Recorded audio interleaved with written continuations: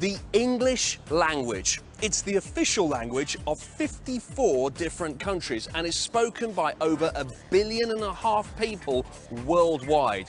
Adding together native speakers, people who speak English as a second language or an additional language, and people who are learning English, and it's the most commonly spoken language across the globe. So, what makes English so great, and why do people want to learn English?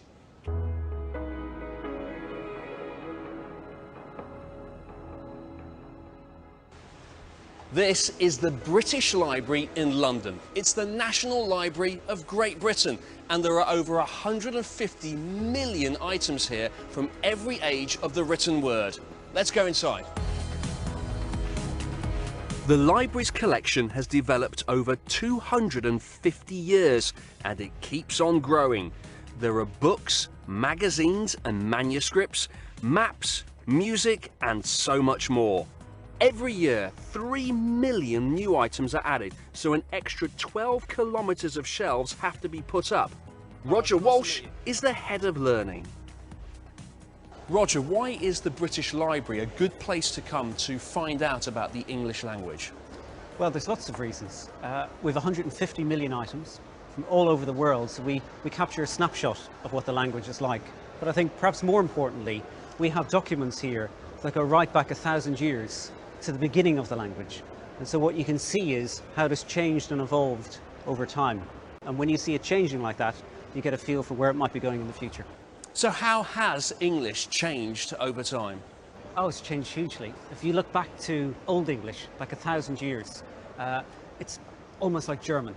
Very, very difficult to read. Only a few people can do so. Then you look up to, say, Shakespeare's period, early modern English. Printing has come in, and that begins to standardize the language. So what impact has technology had on the English language? Well, it has two big impacts. One is that lots of new technical words come into the language. We see this in the Industrial Revolution over 100 years ago. But the other bigger influence is that it enables people all over the world speaking English to communicate with each other underneath YouTube clips or in chat rooms. And they're influencing each other's English.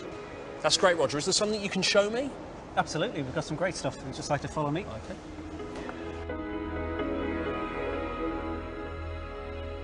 So, Roger, what's this?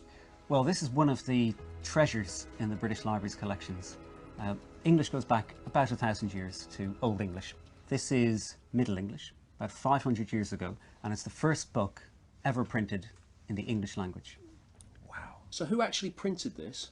This was printed by William Caxton, very famous. Yep. He went on to print Chaucer's Canterbury Tales, the first bestseller in the English language. And one of the difficulties you have as an early printer is that there's no standard language. There's no dictionary, there's no grammars, there's no guides to usage really. So he often had to make up how to spell words himself. And is the spelling consistent throughout the book? Well, no, it's not. Right, Which even on this page here, this is a kind of a foreword, an introduction to the work. He says he translates it from the French. He has here to French, F-R-E-N-S-S-H-E.